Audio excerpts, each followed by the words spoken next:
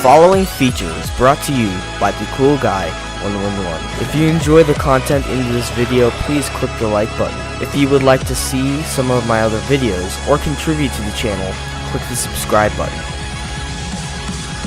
Hey guys, what's up? My name is the Cool Guy 111. Today I'm here with a 2/1/14 Father's Day Mega Sale gaming PC build guide. I'm going to be doing 3 different PC build guides. My low-end PC build is a customized model of the Zeus Mini i200. As you can see, $754 is the total price of this computer, and in my opinion, it would run Minecraft, Team Fortress 2, and most other lower intensive games on lower to medium settings, and some of the more bigger graphical intense games on lower settings. So it's perfect for people that just want to be able to game and don't really care about the getting the top quality performance, or can't afford the top quality performance, which to be honest is a lot of people because gaming is a very expensive hobby. So there's no different case choices. There's only the Zeus Mini MITX gaming chassis. It's I believe it's a mid tower. If it's not, then I'm sorry. So for the CPU, I decided to the computer build comes with the Intel Core i3-4150 processor, which is a quad core. Don't quote me on that. Quad core, I think. It actually may be dual core. It's a 3.4 gigahertz with 3 megabytes of cache, which is basically, I thought it was a little low, so I bumped it up to the i5-4460. It's clocked at 3.2 gigahertz, but has 6 megabytes of cache, and it's just a little bit more up there. Again, like I said, this this build is right here is going to be designed for the kind of person that just wants to be able to play games and not have it crash as it would do on very, very low end PCs. This is not ideal for the video files or video editors or YouTubers or anything like that. You would have to spend more money on this. But anyways, going down to the cooling, the processor cooling unit, we're just using the heatsink and fan that comes with the processor, which, to be honest, it's perfectly fine unless you're going to be doing some processor intensive stuff like video editing, audio editing, stuff like that. Games really should not use make the processor work hard enough to require liquid cooling. For the motherboard, we're using an ASRock B85M MITX mini. So it's a mini board. So I correct myself. The case is a mini size case, so it's smaller than the small size case. Okay, so it's nice. It's got the DisplayPort output, HDMI output. It's got gigabyte LAN. It's all 1 Generation 3 PCI Express 16-bit. Yeah. So for the RAM, I decided to bump it up to 8 gigabytes of just general Corsair or major brand RAM. We really don't need all the fancy RAM because this is a low-end gaming build. So for the GPU, it's actually interesting because right now the Father's Day sale, and I guess they're doing a dads and grads mega sale for graduates and fathers. So basically they offered a free 3D Mark. I guess they added software. I guess, I don't know. You can get some rebates over here and some free upgrades in the AMD GPU section. I really didn't want to go with an AMD GPU just because of it's just a personal decision. I'm not really a fan of AMD processors, so I went with the GeForce GT 740M No, sorry, not M. It has 202 gigabytes of GDDR5 RAM. It's PCIe 3 Express. It should be able to run some games at low to medium settings. For a power supply, we're just using the standard 600 watt power supply. Not changing anything there. For the storage device, I went for the normal drive. Is just 1 terabyte SATA 3, 6 gigabyte per second, 32 megabyte cache, 7200 RPM hard drive, and no other secondary drive. And that is basically it. To be honest, we are including a basic DVD super multi-drive, which is basically not a Blu-ray, which is $44 extra. And we're using the onboard 7.1 audio processing that's on the motherboard. This is the mid-level gaming PC. It is $1,509 US dollars, and it is a customized CyberPower Black Pearl model. So let's just start with the case. The case is where is it? It's always hard to find. Where is it? Is the CFI Borelite. I hope that I'm pronouncing that correctly. Basically, you can choose white or black. I went with black because I'm picking the light theme to be red. So, yeah, it's a full tower with a 240 millimeter liquid cooling support. So yeah, that's pretty good. The 360 millimeter is really for the top end PC builds. So I did include the flexible light LED interior light strip. This is not actually. I have this in my PC, and I absolutely love it. It's awesome. But I decided to use the flexible LED strip because it will give an even light to the entire internals of the case, and it has red color. For the fans, I actually upgraded the case fans to the maximum Enermax 120 millimeter case cooling fans. It says maximum silent operation. I'm not too sure how silent they are, but these ones have red LED twister bearings, so that's pretty cool.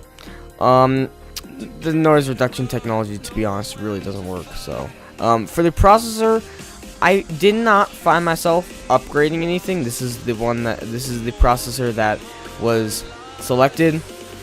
To be honest, this is a mid-level gaming PC. It's supposed to handle most games at medium to high settings. It's ideal for the everyday gamer that wants to get a pretty nice computer, and YouTubers with a lower price point. It's mostly should be intended for gaming, and you can do some recording on it, maybe a little bit of video editing, but not much. So I went with the i7-4820K quad-core processor. It's the new 4th generation, which means it's going to have much better power efficiency, stuff like that.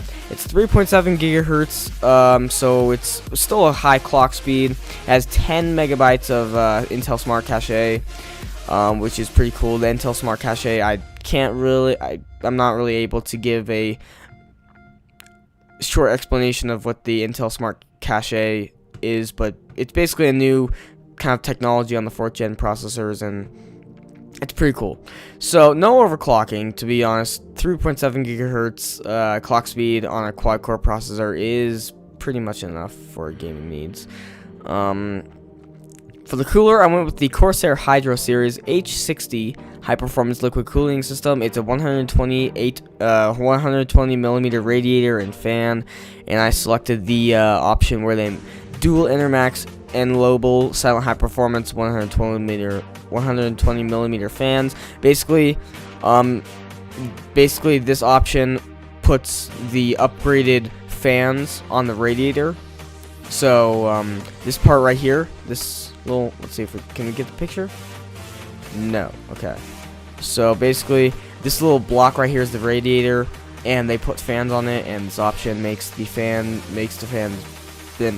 put their fans on it. And the push pull is basically It's pushing and pulling against the radiator to maximize airflow and stuff.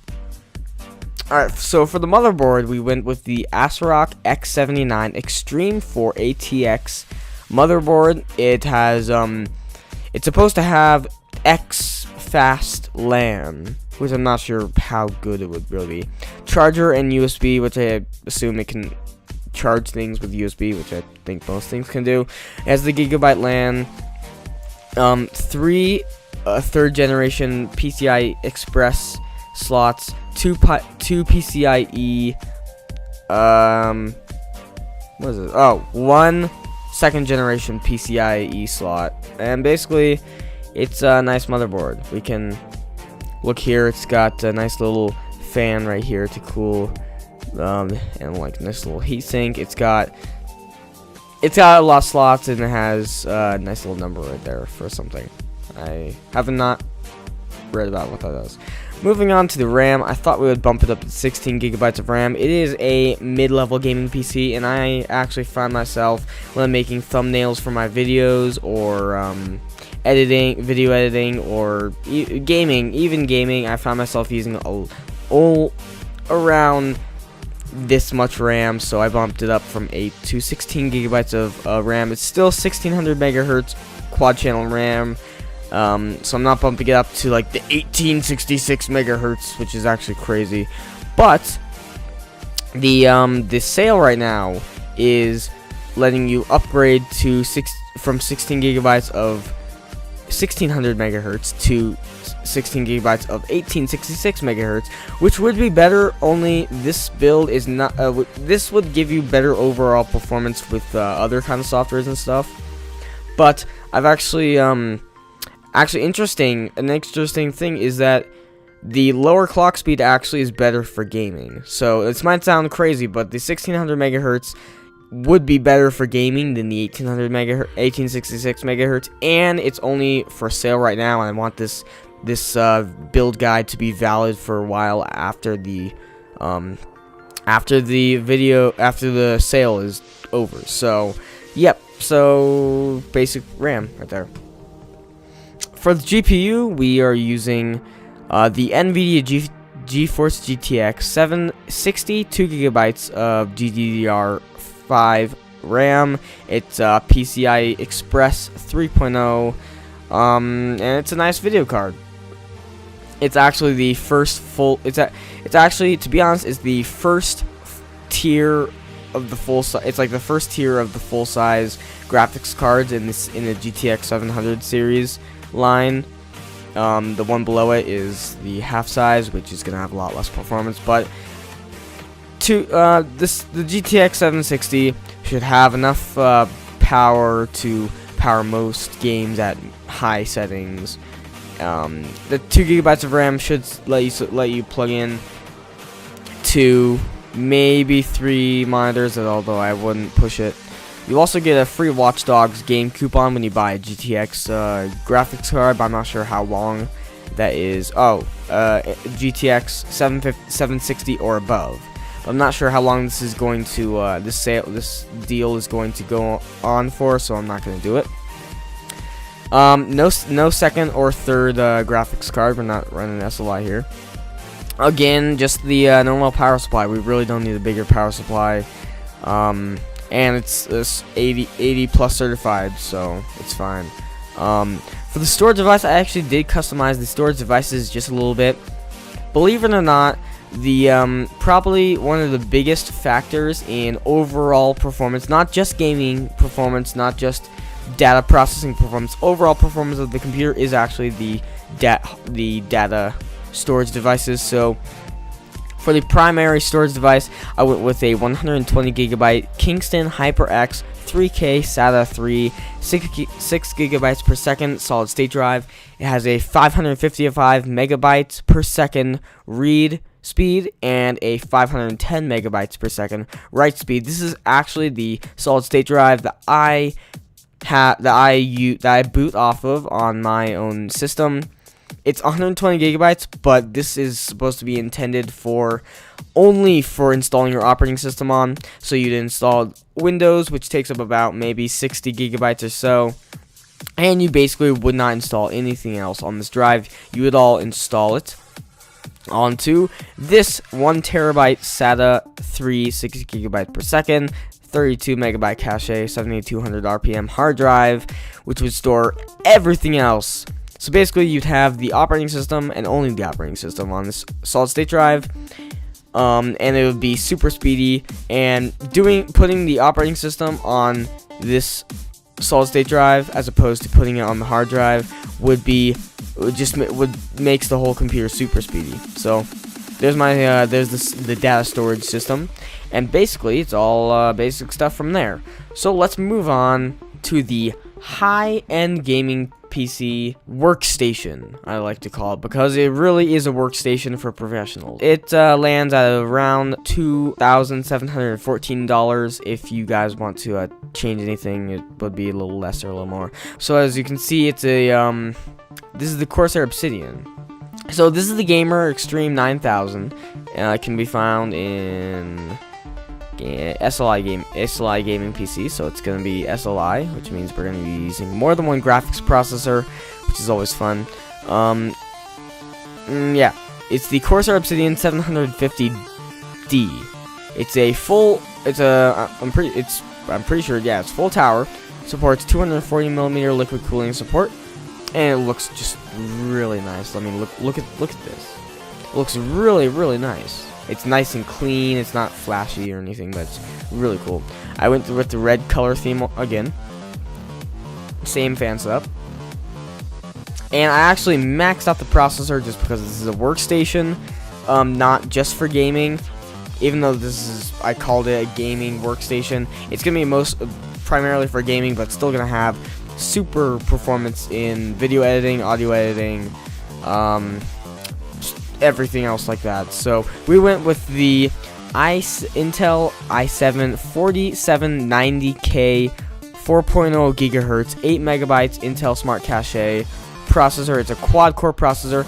It's clocked at it has a stock clock speed at 4.0 gigahertz, which is, I believe, the highest clock speed that Intel has ever put on one of their processors. Don't quote me on that either, because it may be wrong, but at least on their Intel Core i series processors, 4.0 is the highest clock speed they have ever put on a processor, on an i series processor.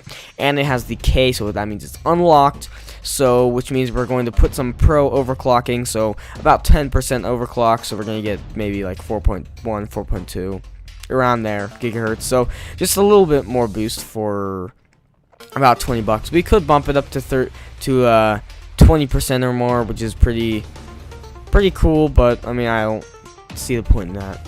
For the liquid cooling, we went with a 240mm liquid cooling section. Is the Cooler Master Seidon 240mm liquid cooling CPU cooler, and I also did the upgraded fan, the push and pull 120mm fans on the radiator, just to get some extra performance in there. I did not do the coolant because it's not compatible. So, and to be honest, I had a really hard time picking the processor, but I ended up going with the Gigabyte Z97X UD5H Black Edition ATX. It has Killer E2200, which I don't know what that is. It has the Intel Gigabyte LAN, 3 PCIe Express slots, and then 2 PCI, and it has all that. Yeah, I'm not gonna read that. Basically, look at the picture, and it's pretty nice, to be honest. It's built well, and it runs well, and it has all the ports on it, so it's good. For the RAM, I actually did think about bumping up the RAM to a higher grade RAM, and to be honest, that would be a upgrade that I would recommend doing. Maybe I can go back in and bring the power supply down a bit, but I mean, if you have a little bit of money to spare, I'd recommend upgrading it to maybe 16 gigabytes of the 1866 megahertz memory, just because this PC is not going to be not intended for use only with gaming applications. It's intended for use with video editing, animation software, stuff like that. That's going to eat up your RAM. So you might want to have maybe 32 gigabytes or the faster clock speed. So for the GPUs, the graphics processors, I have a very interesting choice, which is would be really fun to have. So I went with one NVIDIA GeForce GTX 770, 4 gigabytes of GDDR5 RAM. With yeah, you have an $80 instant rebate, but I didn't really want it. And it also comes free with the EVGA ACX cooling. So it basically has 2 fans and an upgraded heatsink, so you can see that little vent behind the fans. So it's gonna run a pretty much cooler speed. And I put I put 2 of those on there, so you'll have 2 GTX 770 graphics cards with each with 4 gigabytes of RAM. You should have plenty of graphics juice. For the power supply, I went with the 1300 watt EVGA Supernova. It's 80 plus gold certified, and it's also full modular. It's they call it an enthusiast power supply because it's pretty nice. It's I can show you the picture. If you were to see the other side, you would see that you can unplug any of the cables that you're not using, so you don't have cable clutter.